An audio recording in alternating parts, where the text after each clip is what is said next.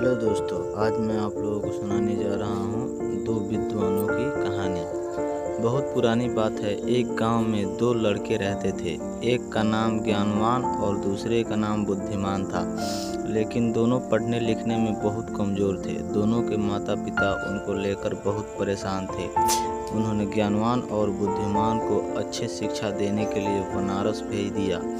ज्ञानवान और बुद्धिमान ने बनारस में कुछ वर्ष रहकर अध्ययन किया। अब दोनों ही अच्छी शिक्षा ग्रहण कर विद्वान हो चुके थे। विद्वान होने के साथ ही उनमें इस बात का घमंड भी आ गया था कि वे बहुत विद्वान हैं। हर जगह दोनों ही अपने को अधिक श्रेष्ठ और दूसरे को नीचा दिखलाने कर प्रयत्न करते थे। दोनों को कई बार उनके शिक्षकों ने इस बारे में समझाया, किंतु दोनों अपने को ही श्रेष्ठ समझते थे। शिक्षा खत्म होने के बाद दोनों को बनारस से अपने गांव वापस लौटना था। रास्ता बहुत लंबा था। चलते चलते उन्हें रात को हो गई और उन्होंने एक गांव में अपना डेरा डाला। गांव के जमींदार को पता चला कि उनके गांव में बनारस के विद्वान आए हैं। जमींदार साहब ने दोनों विद्वानों को रात्रि विश्राम और भोजन के लिए अपने घर पर आमंत्रित किया।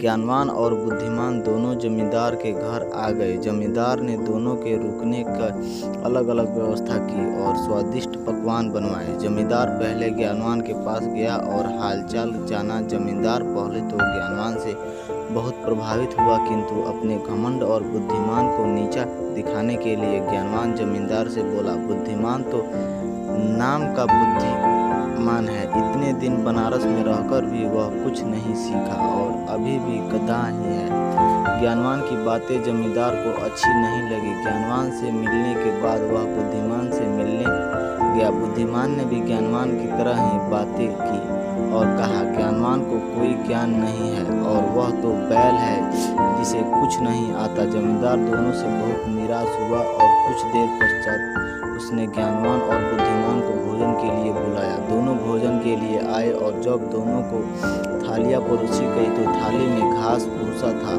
थालियाँ देखकर दोनों जमींदार पर बहुत क्रोधित होते हुए बोले, आपने यहाँ हमें बेइज्जत करने के लिए बुलाया है? क्या हम कोई जानवर हैं जो आप हमें भूसा और घास खिला रहे हैं? जमींदार हाथ जोड़कर बोला, मान्यवर, आप विद्वान हैं और मेरे मेहमान हैं। मेरा उद्देश्य आपकी बेइज्जती करना नहीं है। आप दोनों के विद्वान होकर एक दूसरे को बैल और गधा बोल रहे थे, इसलिए बैल और गधे का जो भोजन पसंद है मैं आपको भी वही भोजन परोस दिया। जमींदार की बात सुनकर ज्ञानवान और बुद्धिमान को अपनी गलती का एहसास हुआ और दोनों ने एक दूसरे से क्षमा मांगी और जमींदार को धन्यवाद किया।